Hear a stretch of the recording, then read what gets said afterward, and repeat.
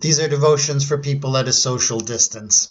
And my devotions today was reading in Habakkuk chapter 3, not a book that we visit often, but one particular part of chapter 3 really struck me as some of the challenges we are facing today. Because, of course, it's Christmas time, a time of joy and celebration, and yet I'm sure a lot of us are feeling, well, we're not going to get to celebrate like we would like to, not gather with the people we would like to, for example, not celebrate in the ways that we would like to. And how do you deal with that? How do you celebrate joy when lots of things seem to mitigate against joy? Well, here is Habakkuk 3:17.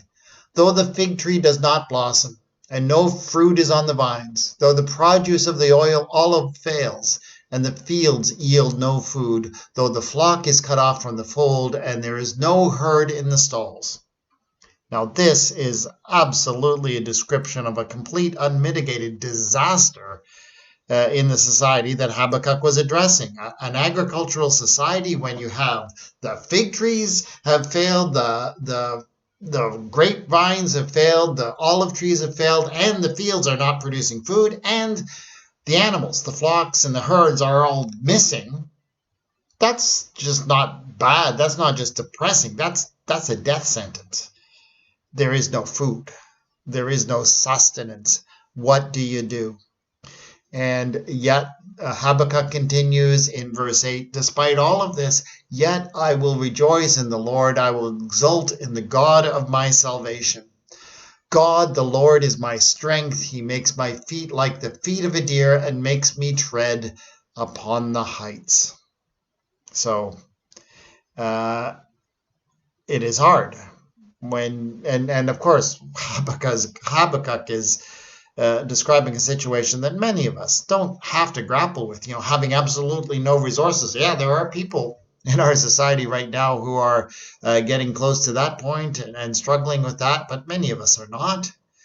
We can still put food on the table. Maybe it's not exactly the food we'd like, but maybe some things are in short supply, but we got something, you know.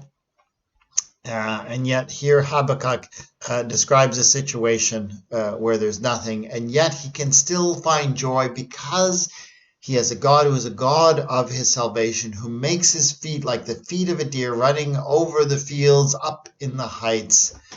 That sense of freedom. We do have a God who cares. And yeah, it's hard when we can't have some of the things we'd like to have that maybe have been dreamed of having. And I think, it's not necessarily material goods. Often this time of the year, we focus on material goods. It's kind of nice that our focus this year is on the other things that we can't have, like gathering, like being together with loved ones, like sharing in a big common meal. But these things are important and are meaningful. And when you have no food, obviously that's extremely meaningful. Habakkuk celebrates a God who cares, who walks with us in these times of trouble, and even in the times of the depths. Because of that, he says, there is joy. There can be joy.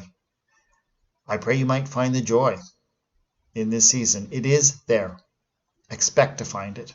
God will give it to you. Lord, I know people are struggling this year. Let us find reasons to rejoice. Amen.